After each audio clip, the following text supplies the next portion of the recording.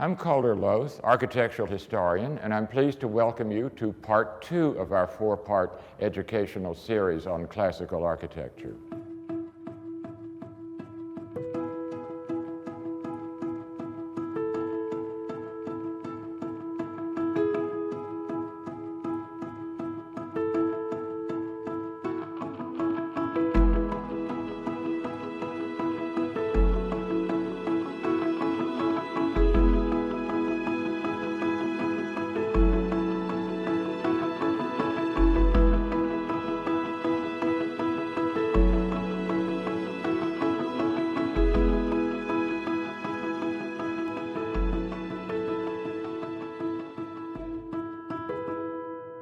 The first session of this series focused on the distinguishing features of the 5 orders of Roman classicism.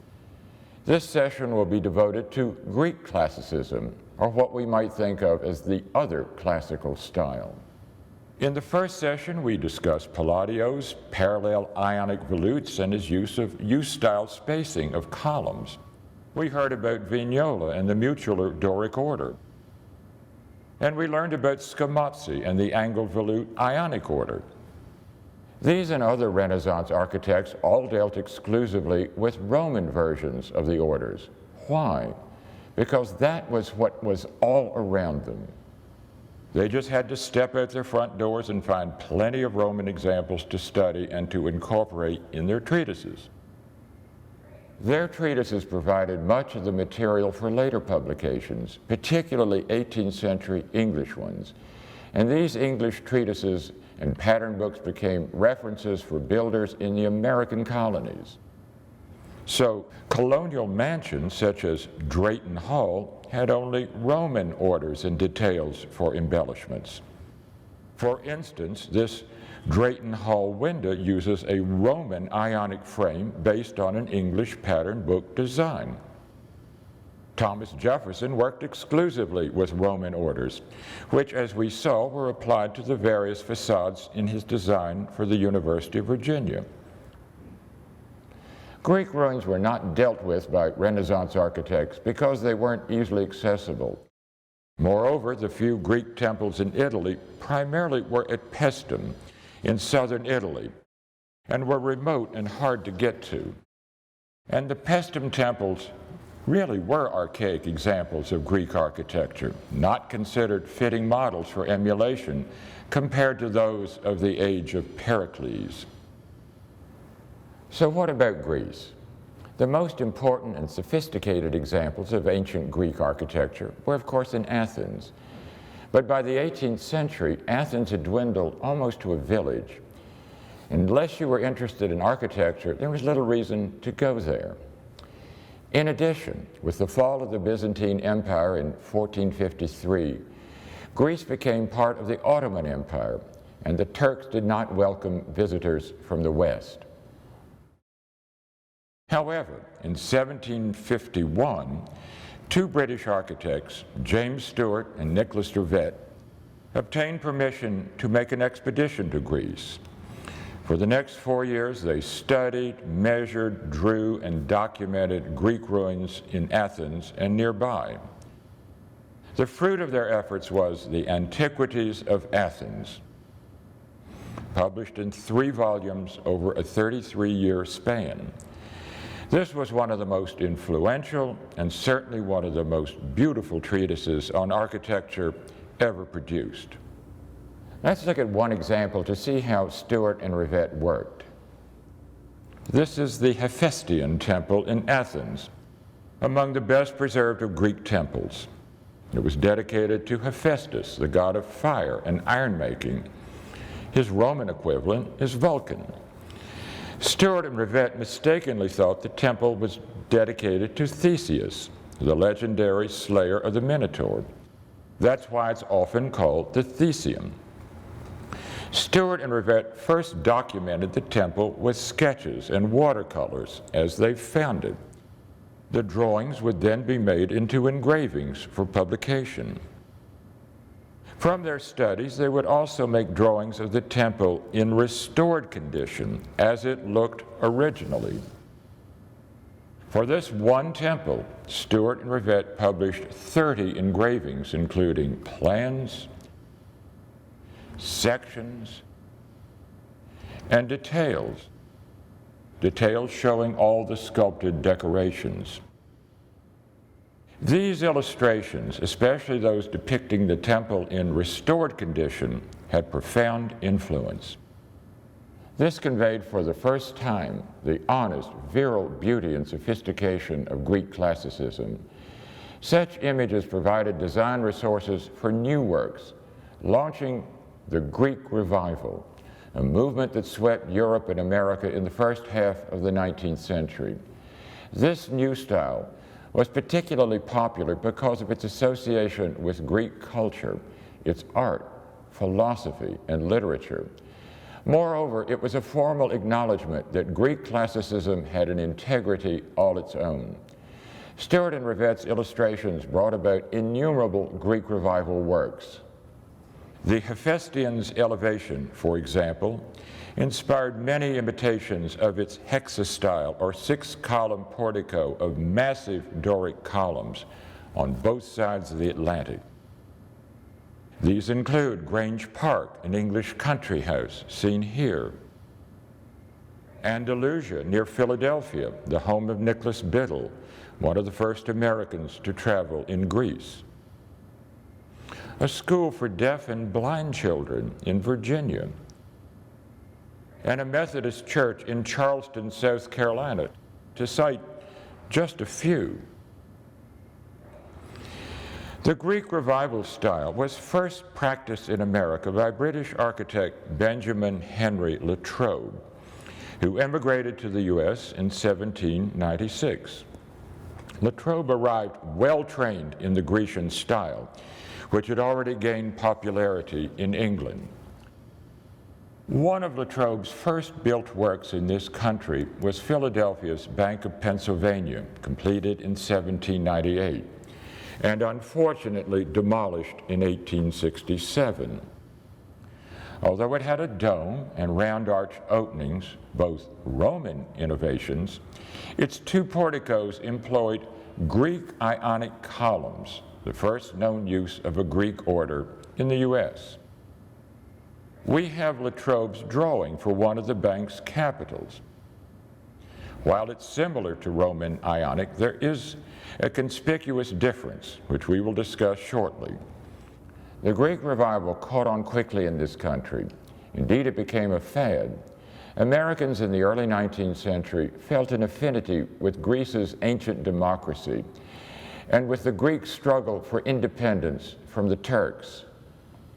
But what really spread the Greek Revival style throughout this country was the publication and easy availability of numerous pattern books and builders' manuals promoting the use of Greek forms and details. Fortunately, a number of these pattern books are easily available today in inexpensive reprints.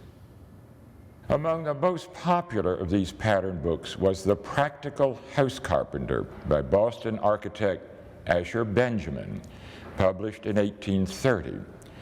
As we see on its title page, this book dealt exclusively with the use of the Grecian style. And it was aimed not at the homeowners, but at the person doing the work of building, the house carpenter.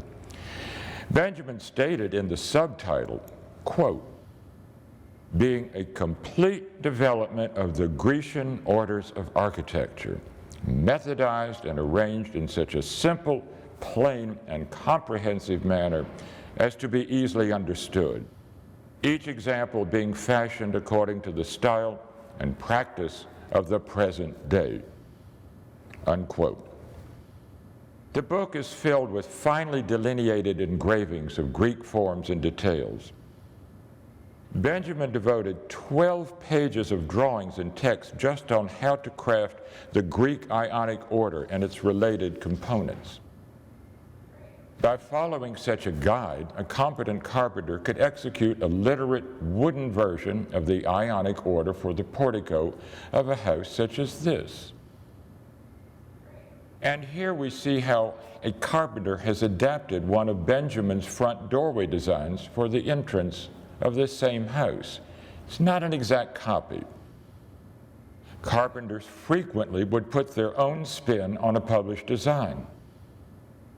We see the carpenter has used Ionic capitals instead of Benjamin's Doric ones, but we should note that most of the details here are based on ancient Greek examples.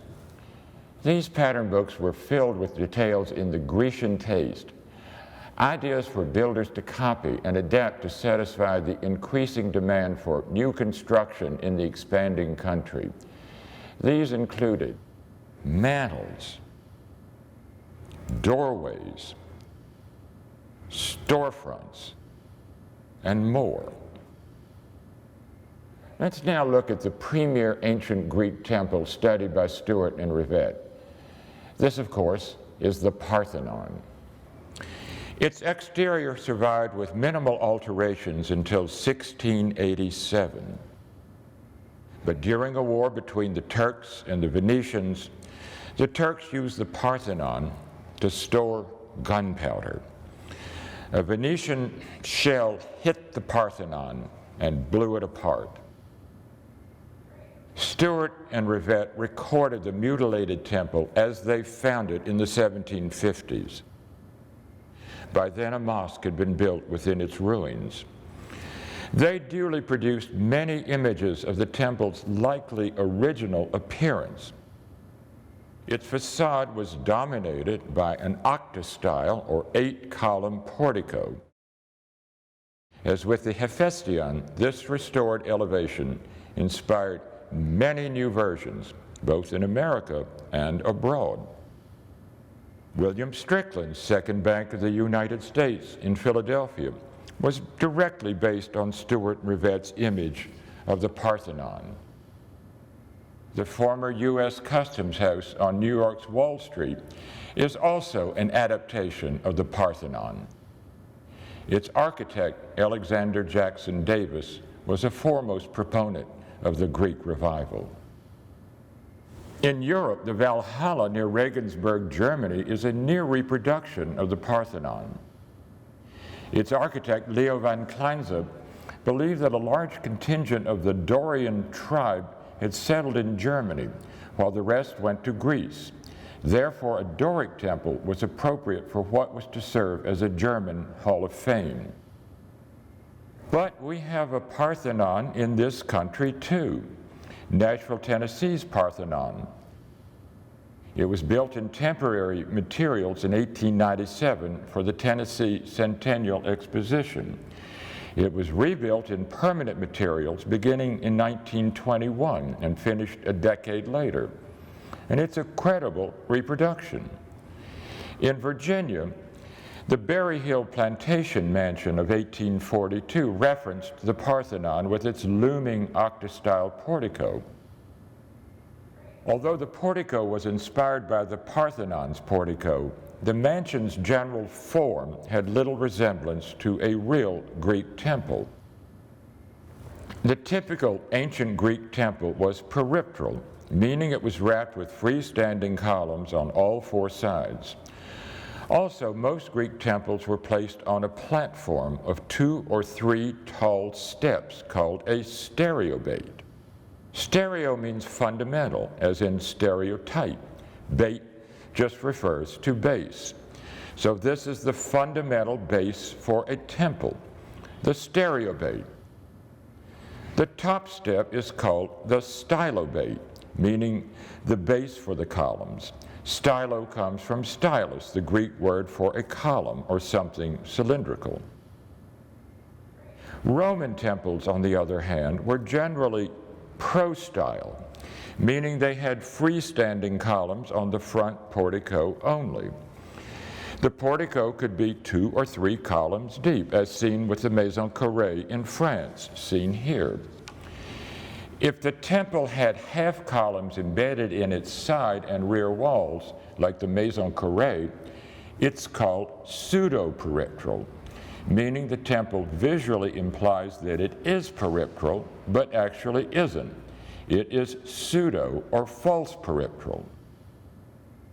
Also, instead of being placed on a stereobate, the typical Roman temple was set on a tall pedestal-like platform called a podium.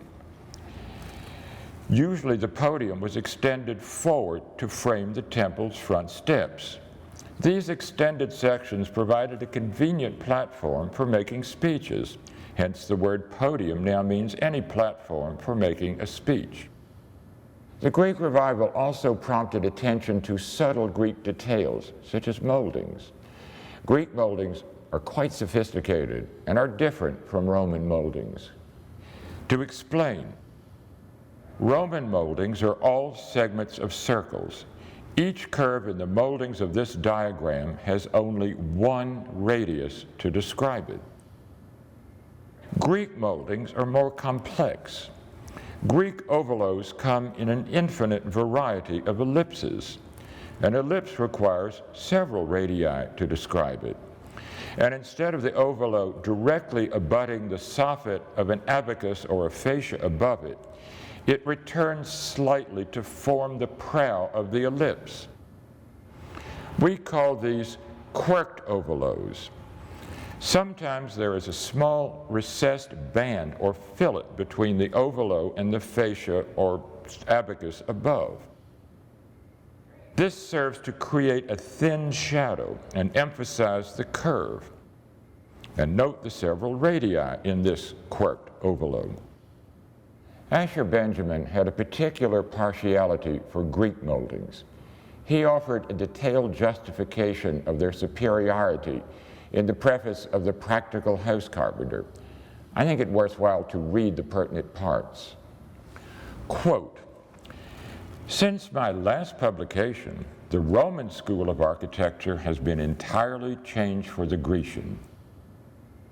Very few things of the same nature differ more than the Greek and Roman creeds of the orders. The Roman orders are chiefly composed of small and ungraceful parts, and the moldings are made up of parts of a circle, which do not produce that beautiful light and shade so happily affected by the Grecian moldings.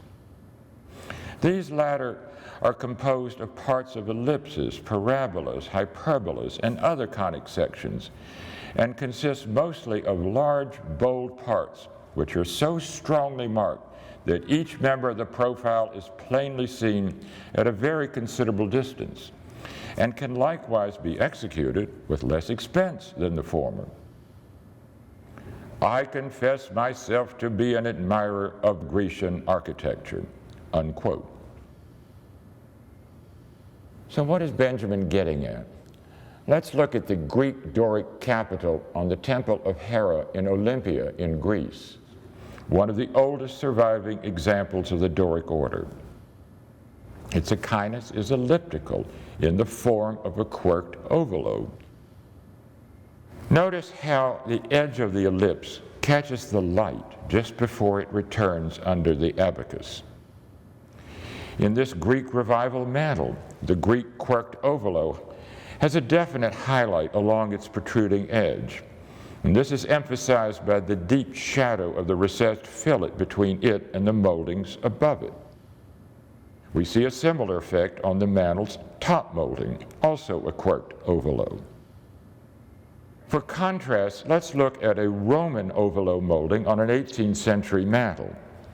The ovolo, just a plain quarter round, vertically abuts the soffit above it. It catches no highlight. This is what was so admired by Asher Benjamin, quote, "that beautiful light and shade so happily affected by the Grecian moldings," unquote. On the subject of moldings, we should note the difference between Roman panel moldings and Greek panel moldings. In 18th century Roman-style panel moldings, the moldings that frame the panel were cut from the panel's rails and stiles. You will note that the curves of the Roman molding profiles are segments of circles. In Greek Revival panel moldings, the actual moldings are separate members and are applied to the rails and stiles. Also, you will see that the molding profiles are mostly variations of quirked ovolos. Let's now turn to the Greek orders and note how they differ from Roman orders.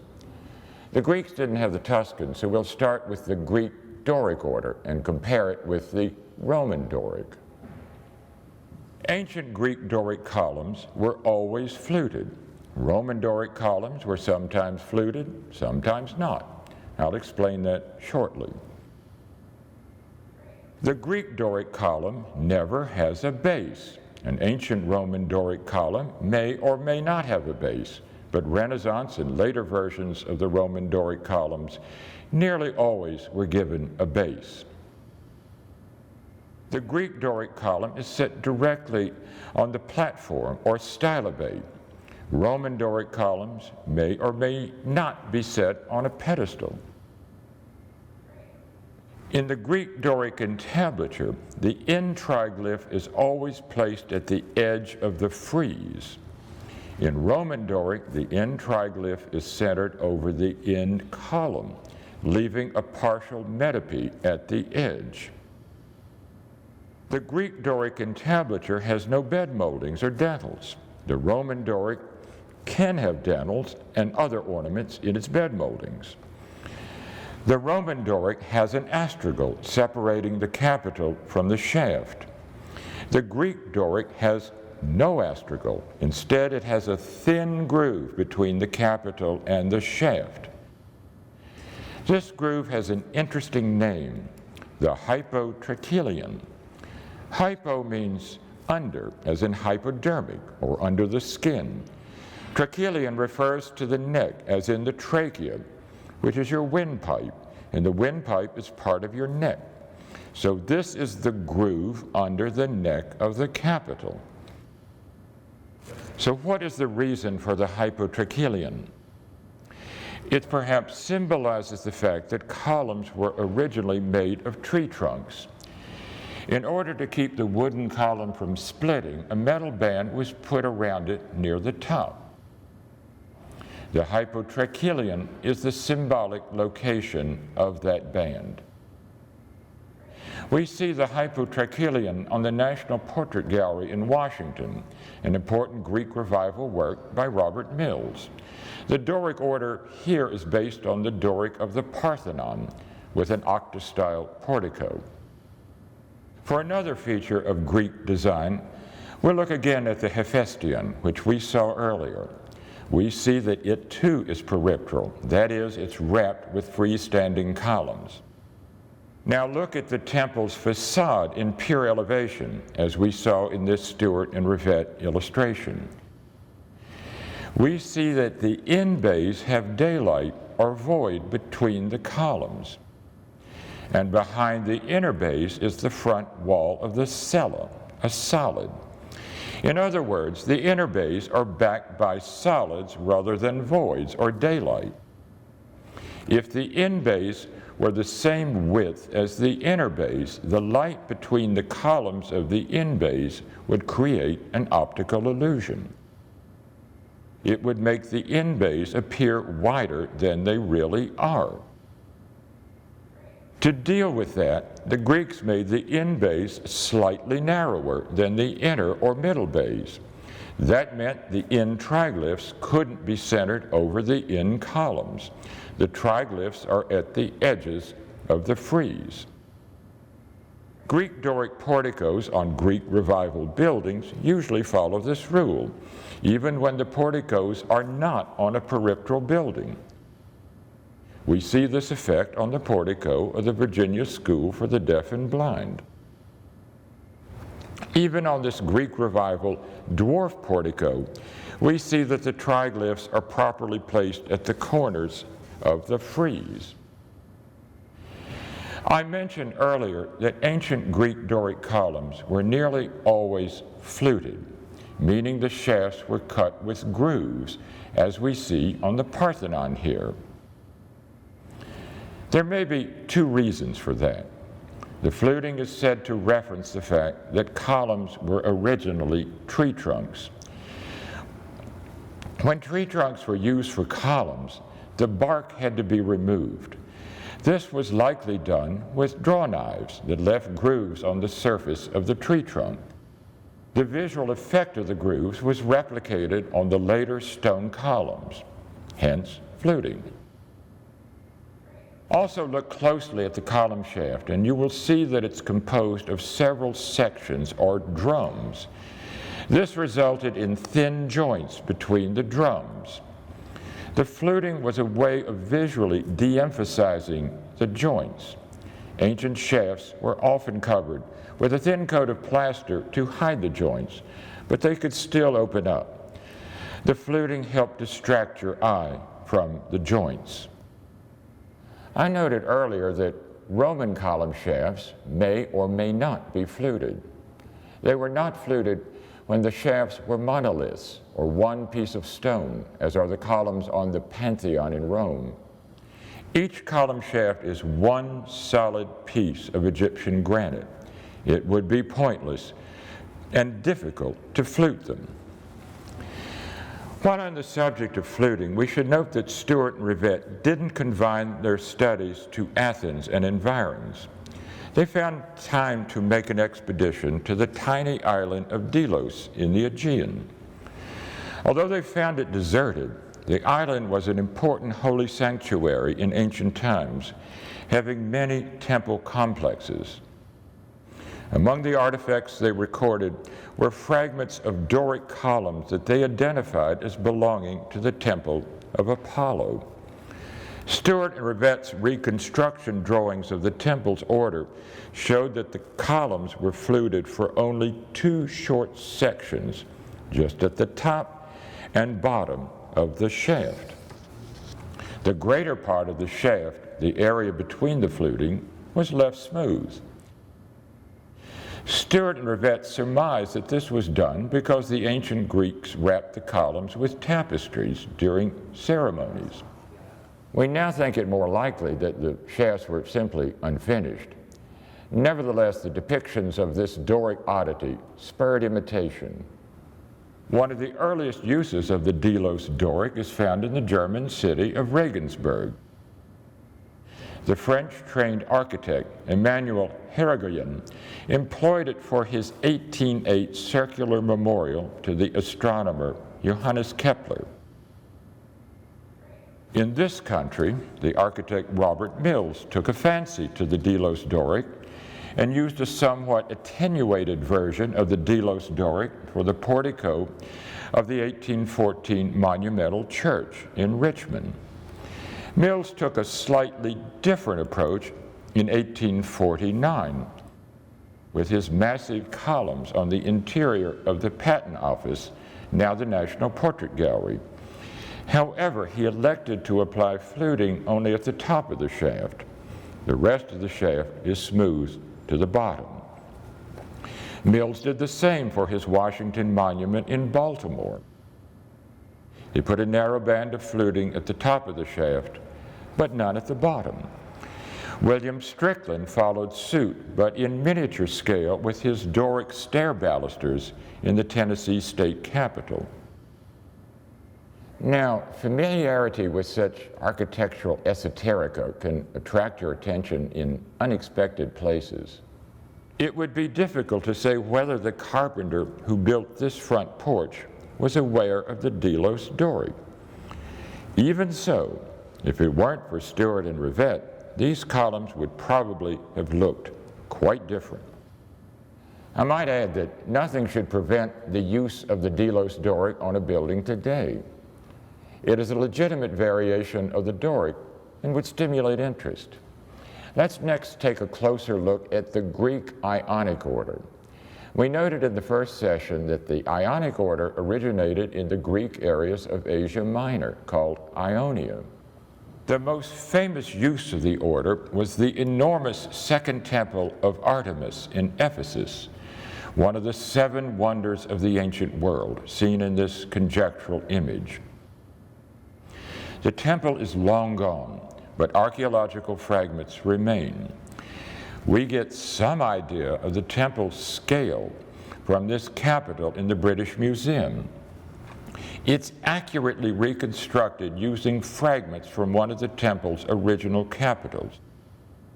And it's a big capitol. I said earlier that the Greek Ionic is very similar to the Roman Ionic, except for a conspicuous difference.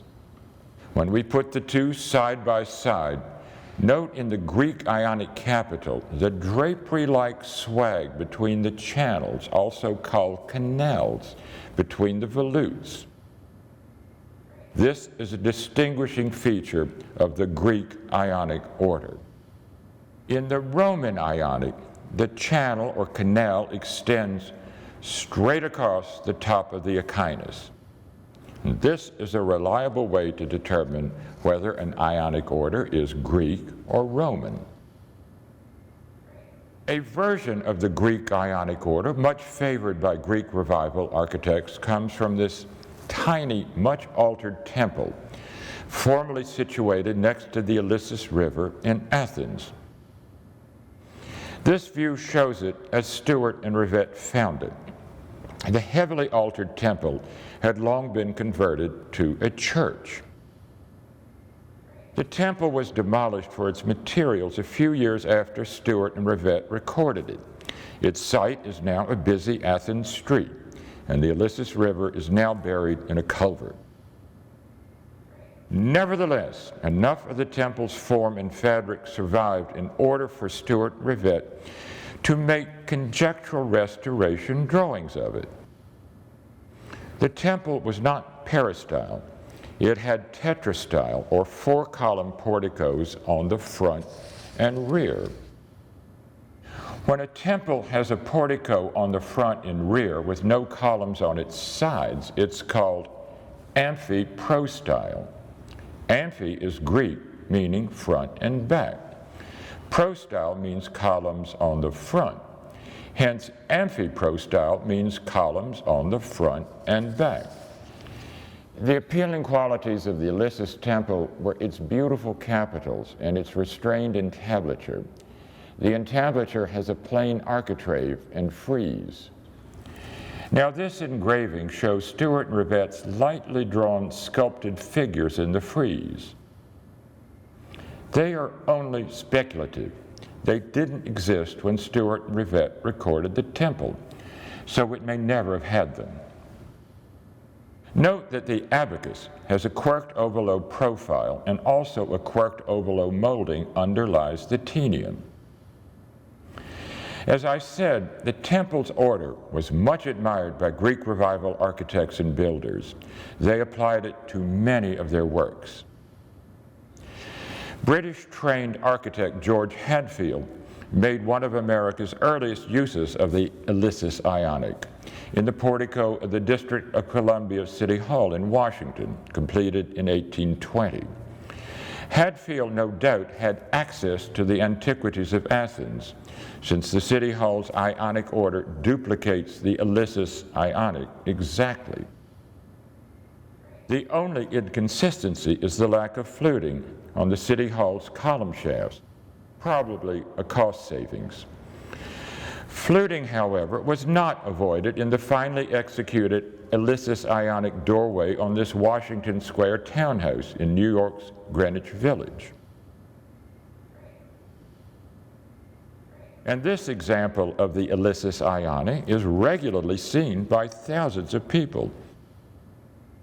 It's on the facade of the 1822 Assay Office building that formerly stood on Wall Street in New York.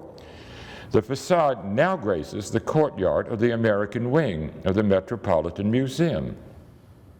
It was donated to the museum in 1924, when the building had to be replaced by a new structure. We now turn to the richest and most beautiful version of the Greek Ionic. This is the Ionic of the Erechtheion, the small, complex temple next to the Parthenon on the Acropolis.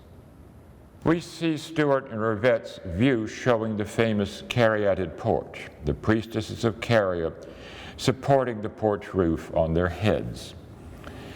The temple is noted for its elaborately ornamented Ionic capitals seen in Stuart and Rivette's drawing. Let's look closely at the capitals' detailing. The abacus is decorated with an egg and dart molding. The volutes have many canals or folds, making them resemble actual drapery swags. The echinus is composed of 3 ornamented parts: a braided band, an egg and dart molding, and a bead and reel molding. The capital's most distinguishing feature, however, is the wide band of the neck, decorated with a series of anthemions or stylized plant forms. This capital is found on the columns of the Erechtheian's east portico. We see the east front as it exists today. However, the portico's right corner column is a modern replacement. The original column was removed by Lord Elgin in the early 19th century when he stripped the Parthenon of its sculpted decorations and took them to England. They, along with the Erechtheian column and even one of the caryatids from the side porch, are now in the British Museum and are known as the Elgin marbles. Nevertheless, unlike the other capitals still in place, the London column capital escaped the erosion caused by modern air pollution. We can appreciate the exquisite qualities and crispness of its carving. The Erechtheian Ionic has inspired innumerable copies and adaptations. It first appeared on a 1764 London townhouse designed by James Stewart himself, the very first Greek Revival house. Actually, the order here is based not on the Erechtheian's east portico, but its north portico, which is just slightly different, a bit more compressed. The north portico capitals were also recorded by Stewart and Rivette. An American example of the Erechtheian Ionic that may be more familiar is this one. It's on the U.S. Treasury Department. Check your $10 bill. The Greek Revival, of course, was an international phenomenon. This version of the Erechtheian Ionic was utilized for Berlin's Altes Museum by Carl Friedrich Schenkel.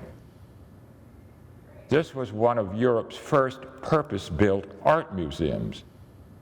Its imposing facade has a colonnade of 18 columns of the Erechtheian Ionic order. Well, we one-up them with the 30-column colonnade on the east side of the Treasury Department, all employing the Ionic of the Erechtheian.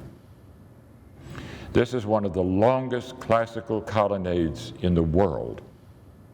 As with nearly all classical orders, versions of the Erechtheian Ionic were mass-produced by building supply companies in the early 20th century. We see an example on a porch in Richmond, but could be anywhere in the U.S. They are still available for modern building supply companies. The monuments that Stewart and Rivette recorded in the Antiquities of Athens were certainly not the only significant Greek ruins. There is one highly important temple ruin that, unsurprisingly, Stewart and Rivette were not aware of. I say unsurprisingly because this temple is located high in the mountains of the Peloponnese, a region into which Stewart and Rivette never ventured. Its isolated site is about as remote as one could find. The ruin is nobly named the Temple of Apollo Epicurus at Bassae. It dates from around 400 BC. Its design is ascribed to Ictinus, one of the architects of the Parthenon.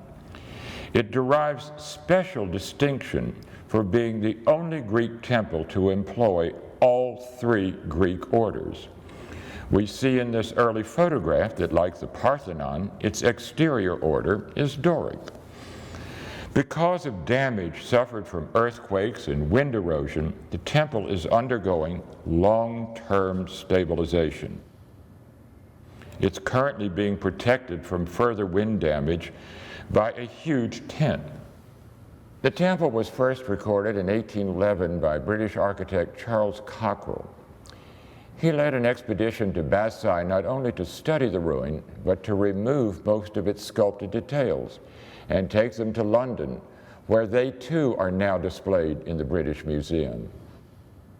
Among the images Cockerell produced was a conjectural view of the temple's interior showing a single axial Corinthian column and a series of side fins terminated with Ionic half columns, each topped with an unusual Ionic capital.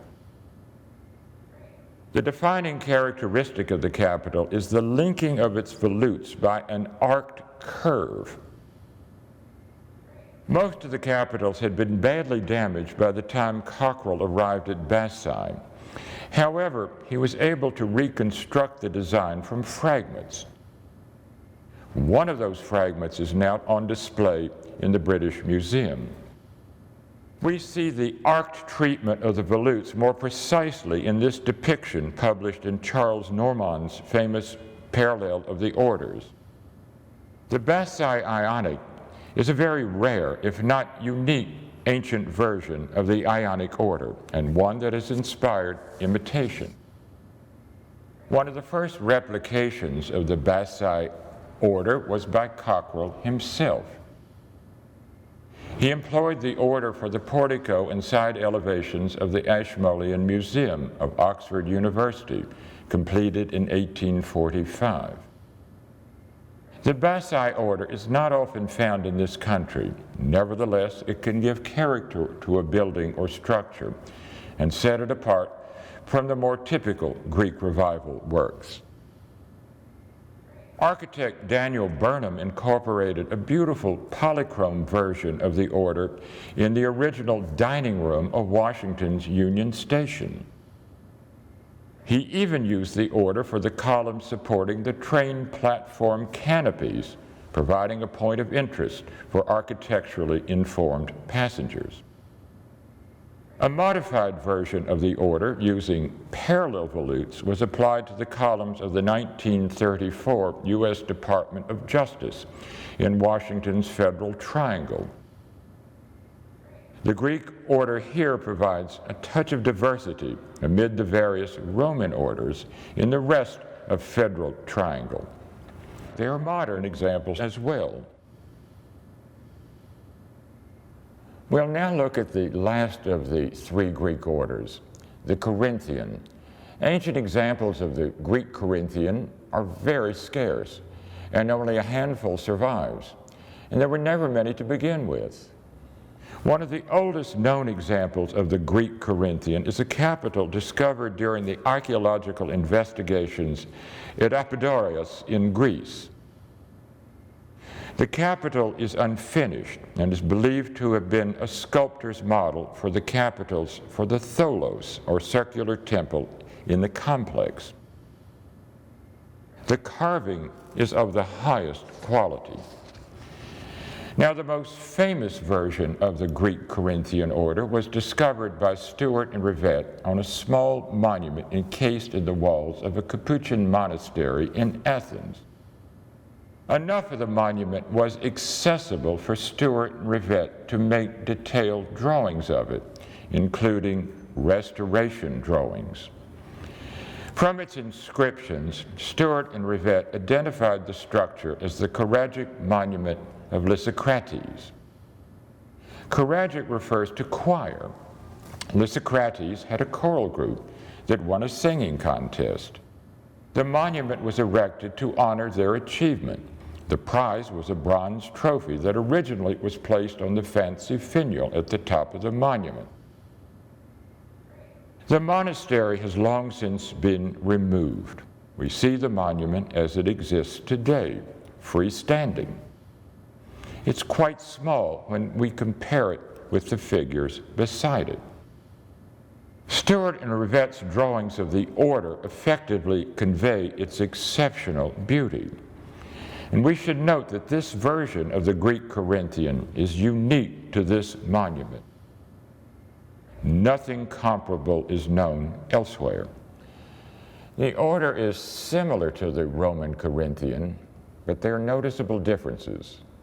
The Lysicrates Corinthian has only one row of fully developed acanthus leaves, and they are interspersed with flowers.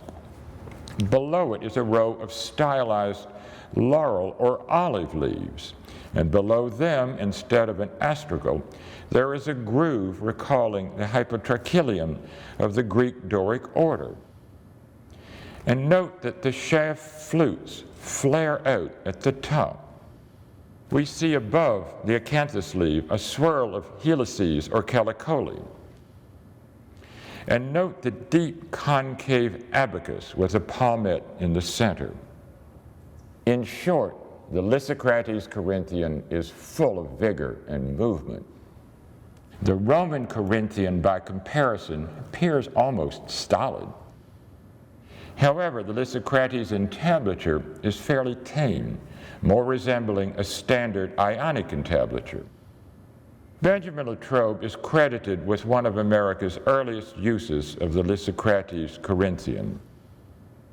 He employed the order for the colonnades in the original House of Representatives chamber in the United States Capitol, now Statuary Hall.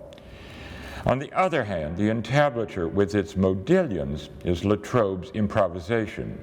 Greek orders do not use modillions. This black and white photo illustrates how closely Latrobe's capitals match the original. Additional examples of the Lysicrates Corinthian are rare in this country, so it's rewarding to encounter them. Architect William Strickland, a pupil of Latrobe's, applied the order to Philadelphia's Merchants Exchange Building of 1834. Its capitals are faithful replications of Stuart and Rivette's depiction. And we might note that the building's cupola is an adaptation of the monument itself. In Richmond, Virginia, the portico of St. Paul's Episcopal Church has finely detailed Lysicrates capitals. These capitals will never weather, as they are made of cast iron. The Lysicrates Corinthian can be found on Greek Revival domestic works, but only rarely. A handsome example is this house in Middletown, Connecticut. The order was not favored for domestic architecture because it was costly and difficult to execute. Also, it was thought to be too monumental. For an alternative, we'll look at a variation of the Greek Corinthian, one that proved to be very popular. This leads us to Athens' Roman Agora. Here, Stuart and Rivette came across a half-buried octagonal tower in the shadow of the Acropolis. This is their view of it as they found it. The tower has since been fully excavated, so its form and dimensions are fully visible today. The building is commonly known as the Tower of the Winds. It's generally thought that it dates from around 50 BC.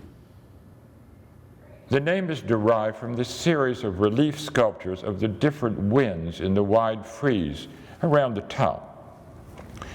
The tower is more officially known as the Horologion of Andronicus Carestes. Horologion means clock tower. Stuart and Rivette found evidence that its interior housed a water clock operated from water sourced from the Acropolis. Where we need to focus is not so much on the tower itself, but on the surviving capital from one of the tower's original two dwarf porticos. The capital is currently housed in a sort of cage next to the tower. But it's a very influential capital, as we shall see. Naturally, Stuart and Rivette produced restoration drawings showing the tower with its two dwarf porticos intact. And we have Stuart and Rivette's illustration of the portico's order based on their examination of the capital and other retrieved artifacts. Most modern scholars regard the tower's order as a simplified version of the Greek Corinthian order, which indeed it is. It's not a separate order in the classical canon, though for convenience, many simply refer to it as the Tower of the Winds order. Its entablature resembles a generic Ionic entablature and may well be largely conjectural. Stuart Rivette's rendition of the Capitol, on the other hand, is based on the surviving Capitol, which became one of the most popular of all Capitol designs, thanks to Stuart and Rivette. Their illustration demonstrates the power of publication, since for many years this distinctive Capitol was known to the West only through Stuart and Rivette's published depiction. Other ancient versions of this Capitol certainly existed, but they were not recorded or published. The Capitol has a refined simplicity.